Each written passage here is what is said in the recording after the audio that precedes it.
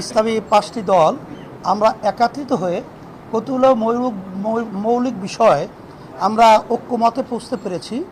শুকরিয়া তাআলা, আলহামদুলিল্লাহ। তার ভিতরে একটা হলো যে আমাদের সামনে জাতীয় নির্বাচন, আমরা যেন ইসলামী দলগুলো একটা বাক্স পাঠাতে পারি এ বিষয় নিয়ে আমাদের আলোচনা আলহামদুলিল্লাহ অনেকটা এগিয়েছে এবং আমাদের অনেকের আন্তরিকতা মাশাআল্লাহ ওইভাবে প্রকাশ পেয়েছে। আলোচনায় আমরা সন্তুষ্ট। আর দ্বিতীয় হলো যে আমাদের জাতীয় যে নির্বাচন কবে নাগাদ হবে এটার ব্যাপারে আমরা একমত বা ঐক্যে পৌঁছতে পেরেছি যে আমরা প্রয়োজনীয় গুরুত্বপূর্ণ যে সংস্কারগুলো রয়েছে সেই সংস্কারগুলো শেষ হওয়ার পরেই যৌক্তিক সময়ের মধ্যে জাতীয় নির্বাচন আমাদের সবাই ঐক্যমতে এরা আমরা একমত হয়েছে। আর একটা বিষয় আমরা ঐক্যমতে পৌঁছেছি, আধিপত্যবাদ, সাম্রাজ্যবাদীবাদ এবং বিশেষ করে বিদেশি যে আমাদের দেশ নিয়ে বিভিন্ন ধরনের তালবাহানা এটা যেন না করতে পারে এ ব্যাপারে আমরা সবাই ঐক্যমত হয়ে আমরা এ প্রতিবাদ করব এবং আমাদের দেশ ইসলাম মানবতা রক্ষার জন্যে আমরা ঐক্যমতে পৌঁছেছি।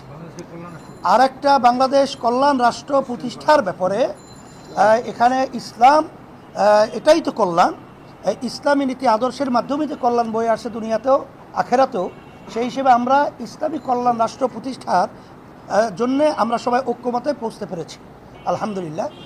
আর একটা বিষয় হলো নারী যে বর্তমানে যে ফরেস্তার সংস্কার যে রয়েছে এই সংস্কার কমিশন আমরা সবাই একমত হয়েছি যেটা সম্পূর্ণ বাতিল করতে হবে এবং এটা যদি না করে তা আমরা ঐক্যমতে আমাদের সামনে পরামর্শ ভিত্তিক আমরা এই বাংলাদেশের ভিতরে এর প্রতিবাদে আমরা কঠোর আন্দোলন এবং সিদ্ধান্ত নিতে বাধ্য হব।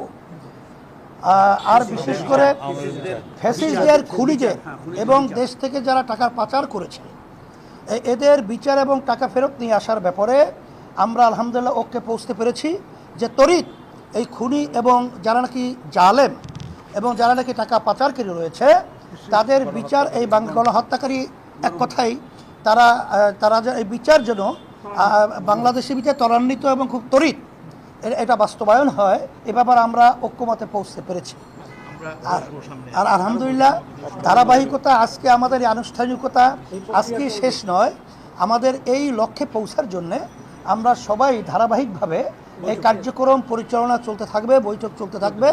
আশা করি আলহামদুলিল্লাহ এই 53 বছর স্বাধীনতার পরে 54 বছর চলছে আমাদের যে লক্ষ্য বাংলাদেশকে নিয়ে, এটা আমরা আশা করি এখন যে পরিবেশ তৈরি হয়েছে এটা আমরা পৌঁছতে পারবো এরকম একটা আশার আলো আলহামদুলিল্লাহ আমরা দেখতে পাচ্ছি।